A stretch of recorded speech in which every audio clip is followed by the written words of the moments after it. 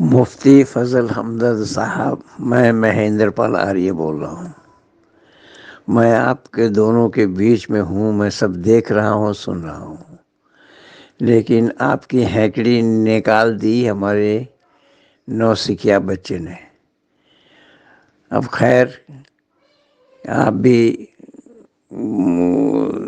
تھوڑا لیک سے ہٹ کر کے بات کرنے لگے ہیں۔ آپ تو پہلے اپنے کو لبرل بتا رہے تھے، سمجھوادی بتلا رہے تھے،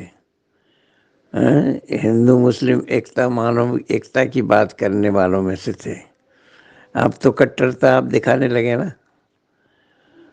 اور یہی ہے آپ کی علم جو ہے وہ ایک نوسکھیا بچے نے ہی دھتا بتا دیا، جو ابن کثیر کا سارا حوالہ دے کر کے دیا ہے اس نے۔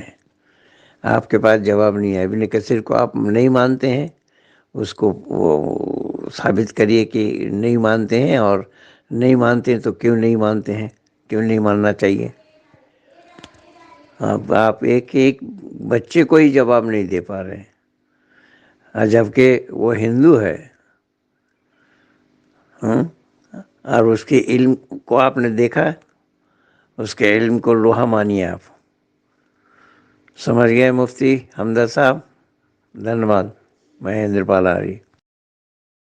السلام علیکم ورحمۃ اللہ وبرکاتہ۔ آپ نے سنا پنڈت مہیندر پال آریہ نے جو وائس میسیج بھیجا ہے مجھے واٹس ایپ کے ذریعے سے۔ پہلے تو میں پنڈت جی کا بہت شکریہ ادا کرتا ہوں کہ انہوں نے میری وہ اسٹریم دیکھی ہے اور اس پر اپنے کمنٹس کیے۔ جس پر آج میں بات کرنا چاہ رہا ہوں اور جس پہ پنڈت جی نے میسیج کیا ہے، وہ بات کیا ہے وہ میں آپ لوگوں کو بتانا چاہتا ہوں۔ قرآن مجید کی سورہ نساء، سورہ نمبر 4 اور اس کا ورس نمبر 34 ہے، سورہ نساء کی آیت نمبر 34۔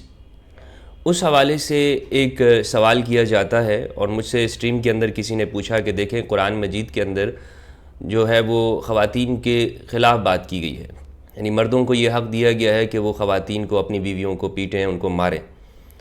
اور ایک ایکس مسلم نے یہ سوال مجھ سے کیا تھا، اور ان سے جب میں نے پوچھا کہ یہ قرآن میں کہاں لکھا ہوا ہے جو بات آپ کر رہے ہیں، تو انہوں نے کہا کہ قرآن مجید کی سورہ نمبر 4 ورس نمبر 34 ہے، اور اس میں پروردگار نے حکم دیا کہ تم شوہروں کو کہتے ہوئے کہ تم اپنی بیویوں کو مارو۔ تو میں نے کہا کہ یہ قرآن میں نہیں ہے کہ تم اپنی بیویوں کو مارو، ایسا قرآن میں کسی جگہ نہیں ہے۔ تو پھر لائیو میں ہی انہوں نے مجھ سے کہا کہ آپ یہ آیت شو کریں۔ میں نے اسکرین شو کی، تو میں نے ان سے ہی پہلے تو یہ کہا کہ آپ اس کو پڑھیے۔ انہوں نے کہا میں پڑھ نہیں سکتا ہوں۔ تو میں نے ان سے کہا کہ آپ کس طرح مسلمان رہے ہیں کہ آپ کو عربی پڑھنا نہیں آتی ہے؟ اب اس کا مطلب ہرگز یہ نہیں ہے کہ جو مسلمان ہوگا اس کو عربی پڑھنا آئے گی، نہیں۔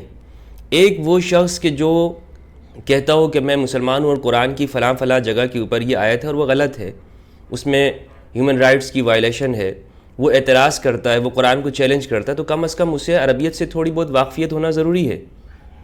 اب یہ ضروری نہیں ہے کہ ہر شخص کو عربی پڑھنا آتی ہوگی، اس سے قطعاً یہ مطلب نہیں سمجھنا چاہیے۔ مثال کے طور پر اگر میں بات کرتا ہوں کہ شریمد بھگوت گیتا میں یہ بات لکھی ہے، میں اس کو کوٹ کرتا ہوں، تو یہ ضروری نہیں کہ مجھے سنسکرت لفظ بھاشا آنی چاہیے، لیکن اگر میں غلطیاں نکالوں گا تو پھر مجھ سے سوال ضرور کیا جا سکتا ہے، آپ غلطی نکال لیں تو آپ اس کا حوالہ دیجیے۔ تو بہرحال میں نے ان سے یہ بات کی، انہوں نے نہیں پڑھی، کوئی بات نہیں ہے۔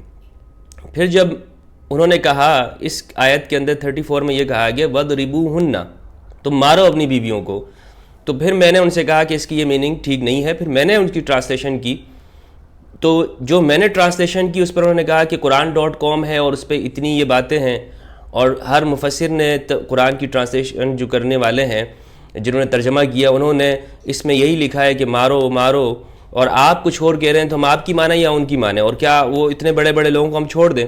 تو اس پر بھی میرا ایک سوال بنتا ہے کہ کیا آپ ان بڑوں کی اور باتیں مانتے ہیں جو آپ یہ بھی مان رہے ہیں؟ اور اگر میں یہ بات کر رہا ہوں تو کیا ان بڑوں نے جو بات کہی وہ اپنی طرف سے کی ہے یا قرآن میں اس طرح لکھا ہوا ہے؟ تو انہوں نے قرآن کی جو بات ہے اس کو جو سمجھ کر اپنے لفظوں میں بیان کیا ہے، تو اگر انہیں وہ حق ہے کہ قرآن کی بات کو سمجھ کر اپنے لفظوں میں بیان کریں، تو یہ حق مجھے بھی ہے۔ میں بھی قرآن مجید کا اسٹوڈنٹ اور طالب علم ہوں، تو میں بھی پھر اس کے کوئی میننگ کر سکتا ہوں اور کوئی معنی بیان کر سکتا ہوں، اور جو میں نے کیے ہیں اس پر مجھے جب وہ معنی میں نے بیان کیے، اب وہ معنی کیا ہے وہ میں آپ کو آگے چل کے بتاتا ہوں، اور میں دلائل کے ساتھ بتاؤں گا۔ تو جو معنی میں نے کیا ہے اس پر مجھے پنڈت مہندر پال آریہ نے یہ جواب دیا، اور ان کے ایک شیشے ہیں جو کہ ہندو ہیں، یہ ان کی بات کر رہے ہیں کہ انہوں نے مجھے بھی وائس میسیج کیا تھا اور کہا تھا کہ آپ نے جو معنی اس اسٹریم کے اندر بیان کیا ہے وہ ٹھیک نہیں ہے، کیونکہ وَضْرِبُوهُنَّ کا معنی گوگل کے اندر ٹرانسلیشن کے اندر آ رہا ہے تم مارو، تو مفتی صاحب آپ ٹھیک نہیں کہہ رہے ہیں۔ تو پنڈت جی کہہ رہے ہیں کہ دیکھیں آپ کو جو ہے ہمارے ایک شیشے نے بھی جو ہے وہ منہ توڑ جواب دے دیا ہے۔ تو پنڈت جی اب میں اس کا جو معنی کر رہا ہوں وَضْرِبُوهُنَّ وہ دوبارہ سے میں کر رہا ہوں، اور پھر میں اس پہ پروف بھی دوں گا کہ قرآن میں صرف اس کے ایک ہی معنی نہیں ہے۔ یہی تو اصل میں غلطی ہے کہ جو میں یہ بات کر رہا ہوں کہ آپ عربی کو جانیں تبھی آپ بات کیجئے۔ اس کی وجہ بنیادی یہ ہے کہ عربی زبان اتنی وسیع لینگویج ہے کہ اس کے ایک لفظ کے کئی معنی آتے ہیں، مترادفات اس کے استعمال ہوتے ہیں، جو ایک لفظ کو ایک جگہ پر کچھ معنی ہوتا ہے، دوسری جگہ پر اس کا معنی کچھ ہوتا ہے۔ اگر ہم عربی زبان کے اس اصول کو، آسان سی بات کو نہیں سمجھیں گے تو ایک ہی لفظ کے اندر ہم پھنس کے رہ جائیں گے، اور پھر وہاں پہ کہتے رہیں گے کہ دیکھیں جی یہاں پر اس کا یہ معنی ہے اور اس کا یہ معنی کیا جا رہا ہے۔ تو لہٰذا ابھی میں آپ کو بتاتا ہوں کہ میننگز کیا ہے۔ قرآن مجید ہے میرے سامنے، اس کی سورہ نساء کی ورس نمبر 34 ہے۔ اعوذ باللہ من الشیطان الرجیم، بسم اللہ الرحمن الرحیم۔ الرجال قوامون علی النساء بما فضل اللہ بعضهم علی بعض، مردوں کو عورتوں کے اوپر ذمہ داری دی گئی ہے کیونکہ اللہ تعالیٰ نے ان میں سے ایک دوسرے کو فضیلت دی ہے۔ وبما انفقوا من اموالہم، کیونکہ وہ اپنے مال کو عورتوں پہ خرچ کرتے ہیں۔ فالصالحات قانتات حافظات للغیب بما حفظ اللہ، پس جو نیک خواتین ہیں، عبادت گزار ہیں اور شوہر کی غیر موجودگی کے اندر اس کی حفاظت کرتی ہیں کیونکہ یہ ذمہ داری اللہ نے دی ہے۔ واللاتی تخافون نشوزہن فعظوہن وہجروہن فی المضاجع واضربوہن، اور وہ خواتین جن سے تمہیں یہ خوف ہو کہ وہ نافرمانی کریں گی تو انہیں پھر نصیحت کرو، پھر انہیں وہجروہن فی المضاجع، پھر ان کے بستر الگ کر دو، واضربوہن۔ اب یہ لفظ جو یہاں پر ہے اس کے معنی وہ کہہ رہے ہیں کہ سب لوگوں نے کہا ہے اور انہیں مارو، میں اس کے یہ ترجمہ کرتا ہوں، اس کی ٹرانسلیشن ہے واضربوہن، تم انہیں ان کے گھر بھیج دو، یعنی اگر وہ تمہاری باتیں نہیں مانتی ہیں۔ فَإِنْ أَطَعْنَكُمْ، بس اگر وہ تمہاری بات ماننے لگ جائیں، فَلَا تَبْغُوا عَلَيْهِنَّ سَبِيلًا، تو پھر تمہارے لیے کوئی اور راستہ نہیں ہے کہ تم انہیں طلاق دے دو یا انہیں چھوڑ دو اور دوبارہ ان کے اوپر کوئی گھر بھیج دو۔ ان اللہ کان علیٰ کبیرہ، بے شک اللہ بلند اور بزرگ اور حکمت والا ہے۔ کبیرہ بہت بڑا ہے اور اس کی شان بہت بڑی ہے۔ تو یہ معنی میں نے وَضْرِبُوهُنَّ کا جو یہاں پر کیا ہے، سب وہ کہہ رہے ہیں کہ ترجمہ کرنے والوں نے قرآن.com پر بھی اور دیگر لوگوں نے سب اس کا معنی تقی عثمانی صاحب اور بڑے بڑوں کے نام لیے ہیں، انہوں نے کہا ہے کہ مارو، اور مفتی صاحب آپ کہہ رہے ہیں کہ نہیں اس کا معنی ہے گھر بھیج دو۔ تو میں اب ان کو بتاتا ہوں کہ جی دیکھیے گوگل کے آپ گوگل کر لیجئے۔ پہلی بات تو یہ گوگل کو اتنا ابھی سمجھ نہیں آئی ہے کہ وہ ان میں اور ان میں کا فرق کر سکے۔ آپ کچھ الفاظ لکھ کے دیکھ لیجئے، گوگل ٹرانسلیشن صحیح نہیں کر پا رہا ہوتا۔ آپ کو اس کے لیے ضرورت ہوگی عربک ڈکشنری کی، جس کو معاجم کہا جاتا ہے۔ اس میں جا کر آپ دیکھیں گے کہ عربی زبان کا ایک لفظ صرف ایک معنی کے لیے نہیں آتا۔ جیسے یہاں پر جو ہے وَضْرِبُوهُنَّ، اس کے 3 الفاظ ہیں، ضربا، ضرب عربی زبان کے اندر کہتے ہیں مارنے کو، ایک اس کا میننگ یہ آتا ہے مارو، وَضْرِبُوهُنَّ، لیکن یہی اس کے سارے میننگ نہیں ہے۔ اس کا ایک معنی آتا ہے، قرآن مجید کے اندر ہی استعمال ہوتا ہے، بیان کرنا، کسی کو بتانا، جیسے قرآن مجید کے اندر استعمال ہوا ہے۔ اسی طرح اس کا ایک معنی ہوتا ہے زمین کے اندر چلنا۔ تو اب یہ کہاں کہاں پر کس معنی میں قرآن میں استعمال ہوا ہے، میں پنڈت جی آپ سے کہوں گا کہ آپ جا کر ان جگہوں پر دیکھ لیجئے۔ یہ قرآن مجید کی سورہ نمبر 4 اور ورس نمبر 34 ہے۔ اس کے علاوہ قرآن میں یہ کہاں کہاں استعمال ہوا ہے۔ سورہ نمبر 2 ورس نمبر 273، سورہ نمبر 2 آیت نمبر 273 سورہ البقرہ ہے، اس میں کہا للفقراء الذین احصروا فی سبیل اللہ لا یستطیعون ضربا فی الارض، وہ ان فقیروں کو آپ مال دے سکتے ہیں کہ جو اللہ کی راہ میں جگہ پہ محصور ہو گئے اور وہ زمین میں چل نہیں سکتے، یعنی ان کو یہ گنجائش نہیں ہے کہ وہ ایک جگہ سے دوسری جگہ پہ سفر کر سکیں۔ لا یستطیعون ضربا فی الارض یہاں پر سفر کے معنی کے اندر ہے۔ اسی طرح سورہ المزمل سورہ نمبر 73 ورس نمبر 20 ہے، وآخرون یضربون فی الارض یبتغون من فضل اللہ، کچھ لوگ اور ہیں کہ جو زمین کے اندر سفر کرتے ہیں اللہ کی رزق تلاش کرنے کے لیے۔ یہاں پر یضربون وہی لفظ ہے جو وہاں پر وضربوہن ہے۔ اسی طرح سورہ الحدید سورہ نمبر 57 آیت نمبر 13 ہے، فَضُرِبَ بَيْنَهُمْ بِسُورٍ لَهُ بَابٌ بَاطِنُهُ فِيهِ الرَّحْمَةُ وَظَاهِرُهُ مِنْ قِبَلِهِ الْعَذَابُ، کہ ان کے درمیان میں ایک دیوار کھڑی کر دی جائے گی، دیوار فَضُرِبَ، اب یہاں پر معنی کیا ہے؟ کھڑا کر دینا، بلند کر دینا، اونچا کر دینا۔ اسی طرح قرآن مجید کی سورہ یاسین کے اندر وَضَرَبَ لَنَا مَثَلًا وَنَسِیَ خَلْقَهُ ہمارے لیے مثالیں بیان کرتا ہے اور اپنی پیدائش کو بھول گیا ہے. اب یہاں پر آپ دیکھیے بیان کرنے کے معنی میں ہے. اسی طرح سورہ النحل ہے قرآن مجید کی سورہ نمبر 16 ورس نمبر 112 112 ہے. اس میں کہا وَضَرَبَ اللَّهُ مَثَلًا قَرْيَةً كَانَتْ آمِنَةً مُطْمَئِنَّةً. اللہ تعالیٰ ان کے سامنے ایک بستی کی مثال بیان کرتا ہے کہ جو امن اور اطمینان والی تھی.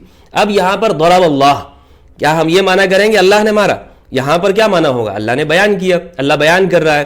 اسی طرح اسی صورت کی سورہ نمبر 16 کی آیت نمبر 67 ہے وَضَرَبَ اللَّهُ مَثَلًا رَجُلَيْنِ أَحَدُهُمَا أَبْكَمُ لَا يَقْدِرُ عَلَى شَيْءٍ.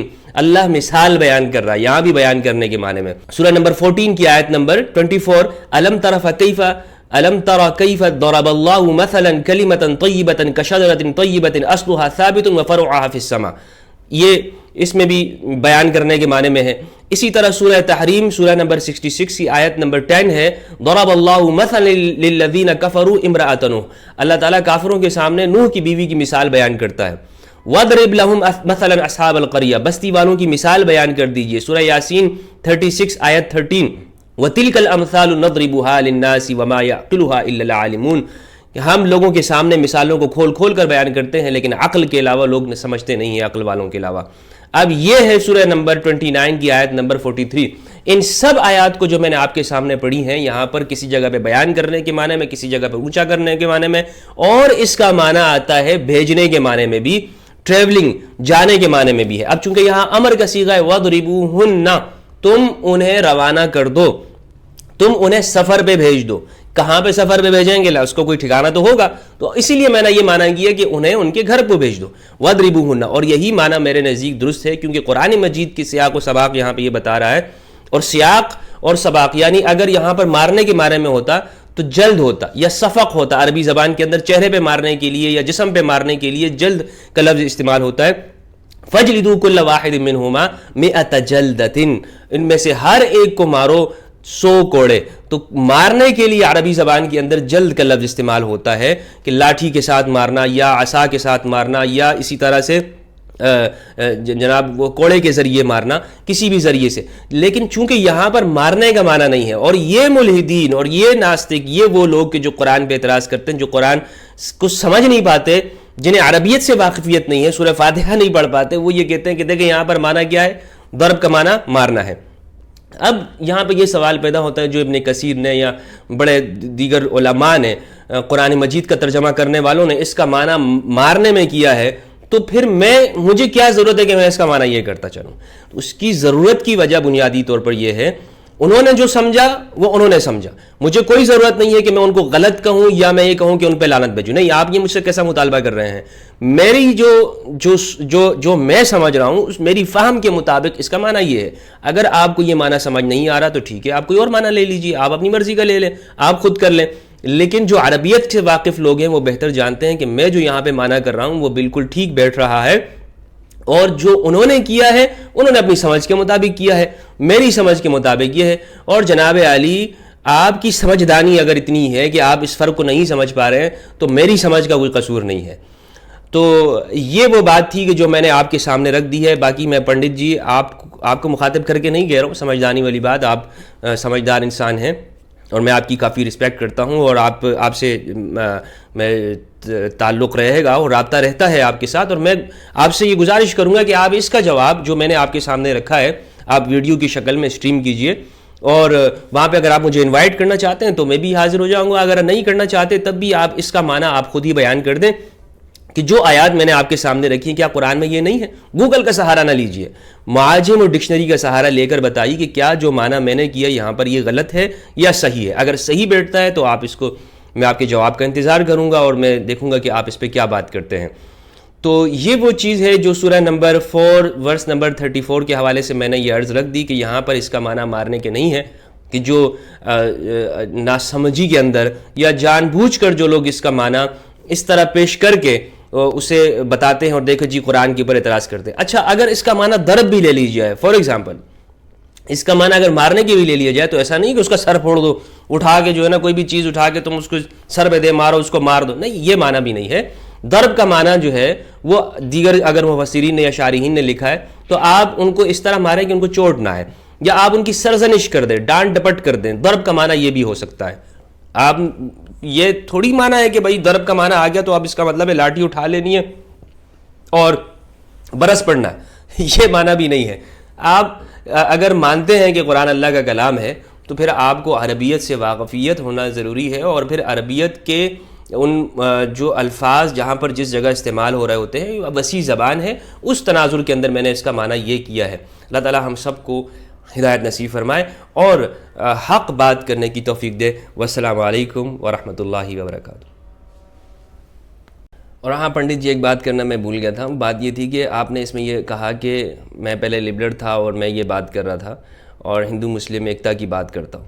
تو میں پہلے بھی کرتا تھا اور اب بھی کر رہا ہوں، اور میں نے کہیں نہیں کہا کہ میں لبرل ہوں یا میں نے اس کو لبرلزم کی سوچ کو فروغ دیا ہو. میں انسانیت پہ بلیو کرتا ہوں، انسانیت پہ یقین رکھتا ہوں، اور چاہے ہندو ہوں مسلم ہوں سب کو انسان سمجھتا ہوں اور تمام دھرموں کا سمان کرتا ہوں. چاہے ہندوازم ہو، سناتن دھرم ہو، کرسچینٹی یا جوڈائزم یا کوئی بھی مذہب کے ماننے والے، کوئی بھی انسان ہو، سب کا احترام کرتا ہوں. تو یہ بات جو آپ نے کہی ہے اس پہ میں کلیئر کرتا چلوں، ایسا نہیں ہے، آپ کے ساتھ بھی تعلق رہے گا. اور ہر انسان کے لیے ہمارا پیغام ہے کہ دوسرے مذہب کا احترام کرے، دوسری انسانیت کا احترام کریں. یہ ہمارا پیغام کل بھی تھا، اور ہمارے اس چینل کا مقصد ہی یہی ہے، انٹرفیتھ ہارمنی، بین المذاہب ہم آہنگی. سب دھرموں کو ہم ساتھ لے کر چلتے ہیں اور ان کا احترام کرتے ہیں. تو یہ میں نے کہا کہ میں آپ کی اس بات کو کلیئر کر دوں. بہت شکریہ.